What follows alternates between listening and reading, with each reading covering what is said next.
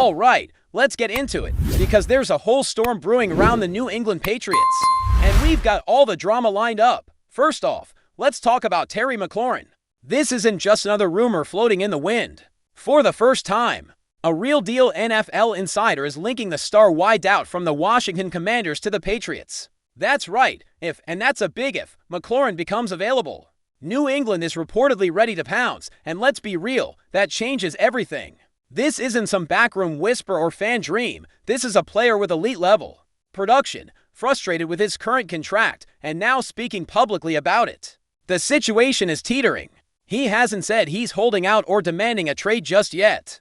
But the tea leaves are there for anyone paying attention. Terry's clearly unhappy. He's gone public with his disappointment. No deal's been struck, and the Commanders aren't saying a word, and when a guy like that starts using the media to his advantage, you know it's getting serious. He wants leverage, and the best way to do that? Get other teams and their fan bases talking. That's exactly what's happening now with New England's name entering the chat. And the name that dropped the bomb, none other than Albert Breer. He's a plugged-in, respected figure in NFL media, not someone who throws out random speculation for clicks. When someone like that links McLaurin to the Patriots, you better believe people are listening. Now let's zoom out for a second. What's the situation in Washington? They've got a young quarterback in Jaden Daniels. They just added Deebo Samuel. They're coming off a strong postseason and clearly want to build on that momentum. So logic says they'll get something done with McLaurin, especially because letting him walk or forcing a trade right now would send the wrong message to the locker room. But again, that's just logic. Emotions and egos get involved. Players get fed up, and sometimes the smartest business decision is to move on before things get toxic. From New England's side of things, this is exactly the kind of move that signals a shift in strategy. For years, the Patriots have been criticized for not investing enough in top-tier wide receiver talent. And now, with a new quarterback era starting under Drake May, that has to change. You can't develop a young quarterback if his best options are slot guys and tight ends. Bringing in someone like McLaurin would instantly elevate the entire offense. It's not just about the numbers he puts up, it's about the attention he draws, the matchups he opens up for others, and the confidence he brings to a huddle. Now, speaking of bold moves and risk-taking, let's talk about Bill Belichick and Robert Kraft.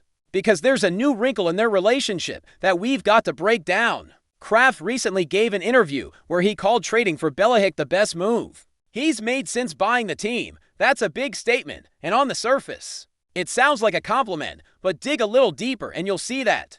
Kraft also took a moment to remind everyone how controversial that move was at the time. He pointed out that local media hammered him for it, that Belichick's stint with Cleveland didn't exactly scream future Hall of Famer. Well, apparently, Belichick heard those comments. And for a guy who usually keeps things behind closed doors, his response was a bit of a surprise.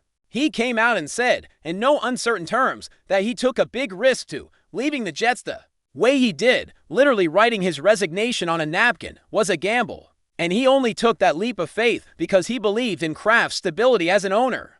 He saw an organization he could build something with. But here's the thing, the fact that he's even talking about this publicly is wild. This is Belichick we're talking about, the guy who practically invented the phrase "we're on to Cincinnati." This feels like a new chapter, not necessarily tension, but definitely a shift. Maybe Belichick's feeling a little freer now. Maybe he wants to make sure his side of the story gets told. Either way, it's fascinating to watch. And it's another reminder that this organization is in the middle of a massive transition. Not just on the field, but behind the scenes as well. Let's pivot back to the roster now, specifically that wide receiver room, because ESPN just dropped their new positional rankings.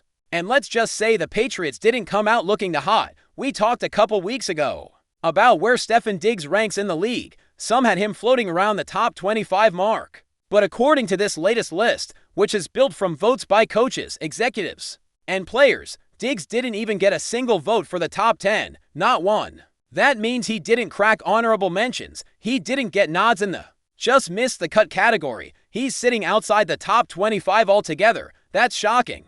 But maybe not for the reasons you think. Diggs is coming off a serious injury. He's 31 now. The league doesn't wait around for guys to get healthy. If you're not on the field, you're off the radar. That's how brutal this business is. But what really raised eyebrows were the names ahead of him. We're talking about Jalen Waddle. Calvin Ridley, George Pickens, DJ Moore, even Jameson Williams somehow snuck in there. That's not to say these guys aren't talented, but it shows just how fast things move when you're not putting up big-time numbers every Sunday. Now the Patriots front office clearly believes Diggs can bounce back. They shelled out $30 million to bring him in, which is no small investment.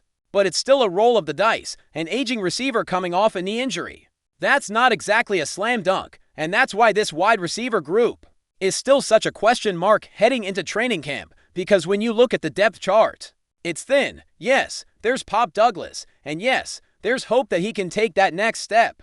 But when your number 2 or number 3 option is a tight end, in this case, Hunter Henry, that says everything you need to know. So now the conversation becomes, did the Patriots do enough? They brought in Diggs, they drafted Kyle Williams, they signed Mac Hollins, but is that enough to truly support a rookie quarterback like Drake May?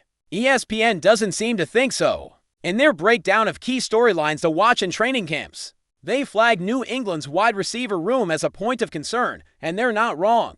You can see the logic. Diggs is a question mark. Hollins has bounced around. Williams is a rookie, and beyond that, you're hoping for miracles from guys like Jalen Reagor, Kendrick Bourne, or even an undrafted free agent like E.J. Jenkins. That's not exactly the Bengals trio of Chase, Higgins, and Boyd. It's clear the Patriots are counting on a lot of things breaking their way.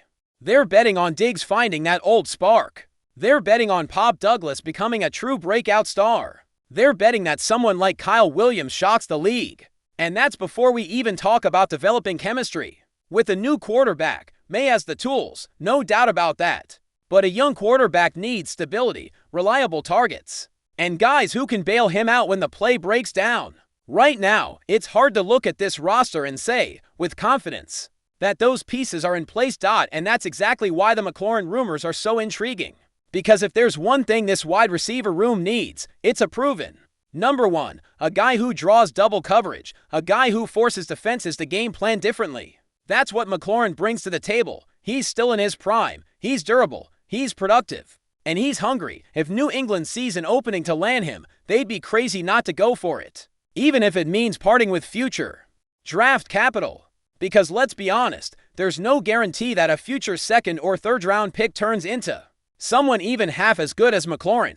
Sometimes you've got to make a bold move to change your team's identity. This could be one of those moments. And here's the other angle that makes this fascinating. The Patriots have quietly stockpiled cap space. They've got room to maneuver. They've got a rookie quarterback on a cost-controlled deal. That's the exact formula teams use to make aggressive moves in free agency or on the trade market. And the fact that a top-tier insider is linking them to McLaurin isn't just smoke. It could be the first sign of fire. The rest of the league better pay attention. Because if McLaurin does become available, and that's still an if, for now, the Patriots are no longer sitting on the sidelines. They're in the mix. And that tells you everything you need to know about where this franchise is headed. The rebuild isn't slow and quiet anymore. It's aggressive. It's calculated. And it might just bring New England back to relevance a lot sooner than people think. Before we continue, don't forget to subscribe to Patriots Hub and give this video a like. Your support helps us keep delivering the latest updates on our New England Patriots. And don't be shy, share your thoughts on the news in the comments below. In a stunning development that's already sending shockwaves through the NFL, rumors are swirling that the New England Patriots are aggressively pursuing T.J. Watt in a blockbuster trade proposal. According to sources close to this situation, the Patriots have reportedly offered cornerback Jabril Peppers along with multiple draft picks in exchange for the star pass rusher. This potential deal has created an intense buzz around the league, but it seems the Pittsburgh Steelers are far from willing to entertain the offer. The Steelers' reaction to the Patriots' trade proposal has been nothing short of hostile, with insiders describing the atmosphere as explosive and likening it to a full-blown war between two fiercely competitive franchises. Pittsburgh's front office apparently rejected the offer outright, reportedly feeling insulted by the Patriots' approach. It's clear the Steelers value Watt highly, as they should, given his status as one of the league's most dominant defensive forces. And there's a sense that they are unwilling to part ways with him unless the deal overwhelmingly benefits them. This rumored trade has set social media ablaze, with fans and analysts debating whether New England's bold move could actually come to fruition.